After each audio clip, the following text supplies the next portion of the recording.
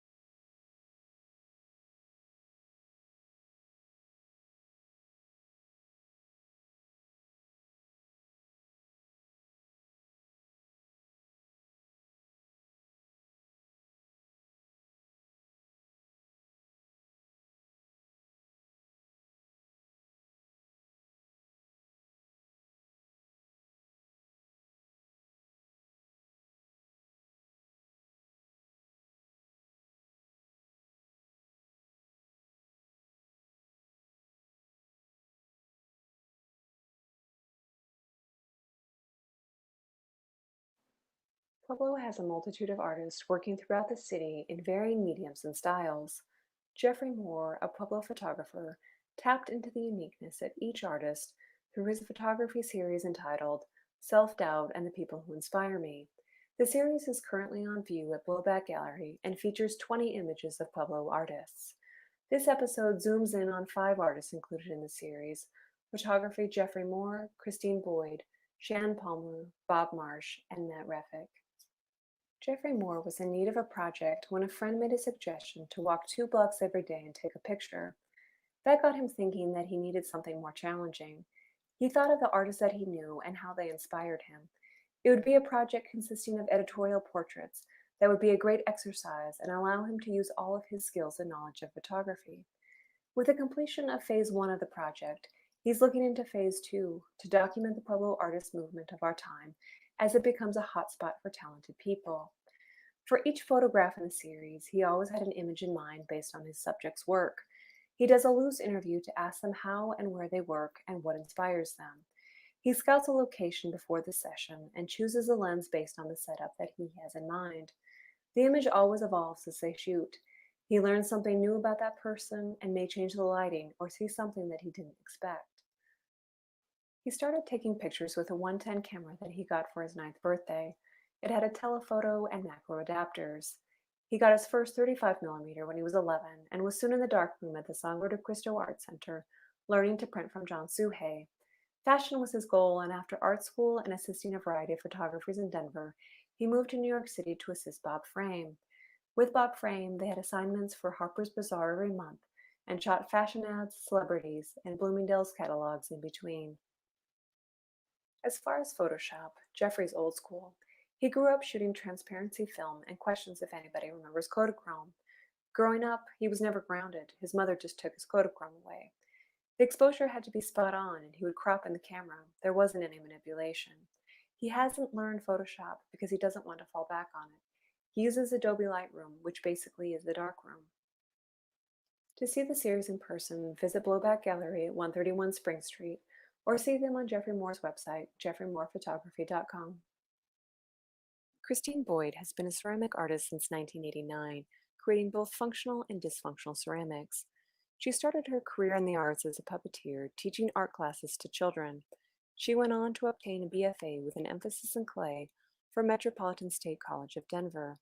She worked as a full-time potter and mother from her home studio for 10 years, teaching classes and workshops, and sold her work at art fairs, galleries, and her studio.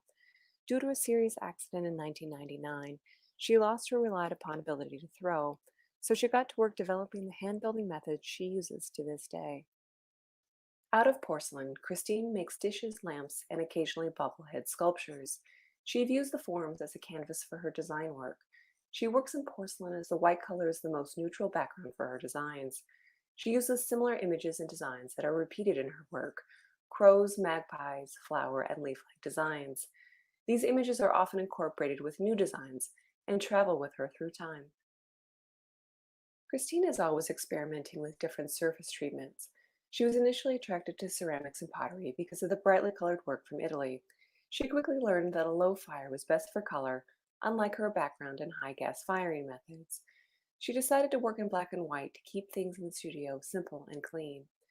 As technology moved along, so did the possibilities with ceramic color and the ability to achieve bright, vibrant color in high heat environment. Cristine uses high fire ceramics because of its durability. Now she can get the best of both worlds: durability and the color that sparked her interest in ceramics. In 2014, she started to experiment with small amounts of color and continues to develop it. Cristine relocated to Pueblo in 2016 and can be found in her downtown all clay studio. You can also find her on Instagram and Facebook and her website allclay.com. Shannon Palmer is a surrealist painter and designer who lives and works in Pueblo. Her colorful works incorporate strong symbology and surreal landscapes to encourage the viewer to question their own perception and contemplate life and death. Her distinctive style often draws inspiration from dreams and long meditation sessions, where she aims to explore her subconscious mind. As a teenager, Shannon sustained nerve damage while working and has difficulty using full range of motion in her hands. Using obstacles as inspiration, she works under the alias Dead Hand and created Dead Hand art in 2018. Shannon states, "I've had a few deeply profound experiences that led me to realize if I didn't become an artist, I would regret it for the rest of my life." Shannon was raised as a Jehovah's Witness and was exposed to doomsday imagery at a very young age. This imagery has affected her life and body of work. She is grateful to have overcome the limitations of the church and have a life and career in which she can explore both the subconscious and conscious imagery of her past.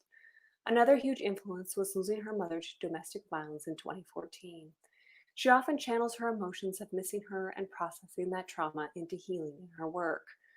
Shannon typically works from imagination for both her paintings and costume work. When imagery or ideas come to her, she's sure to jot them down on scrap of paper so she doesn't forget how she sees that image. Usually an idea will come to her and will slowly reveal itself over a few days. When she has a clear picture, she knows it's time to work. Typically, everything within her paintings has a meaning and believes that symbology is vital to her practice. Her works can currently be seen in person at the Hanging Tree Cafe on Union Street in Pueblo, Pilos by Jesse Salon in Pueblo West, and Art Gallery Tattoo in Colorado Springs. You can also find her at her website, deadhandart.com. Bob Marsh has been making music and art for most of the past 75 years. He moved to Pueblo at the end of November 2015. His first introduction to Pueblo came with an invitation to conduct a 2-day workshop in free improvisation. He came to Pueblo and discovered a city that looked much like the Detroit of his childhood. He found a lot of artists and a lot of inexpensive space, and he thought this could be the place to retire. Bob's process is like weather, sometimes like an approaching storm, clouds gathering, rumbles, wind energy picking up, flashing in the distance. Sometimes it passes by, sometimes it arrives in varying intensities. Lots of drama and crashing or gentle comforting, or big floods that change the landscape of his creative thinking. But collaboration is the true spring of creativity, especially in the action of moving, stirring the air with sounds, voicing, and discovery. In September of 2010, Bob began to study movement with Anna Halprin in the San Francisco Bay Area. In December of that year, he broke his leg, and while lying in bed with the sunshine streaming in, imagining he was on a beach somewhere, he began a process that resulted in the creation of a series of articles of clothing to wear that would make noise when he moved, which then evolved into various performance persona: the visitor, the fallen angel, the Iceman, Spirit of Detroit, and the Downtown Clown. Bob's performances and compositions can be seen in their entirety on Vimeo and SoundCloud. You can also find him on his website, bobmarsh.net.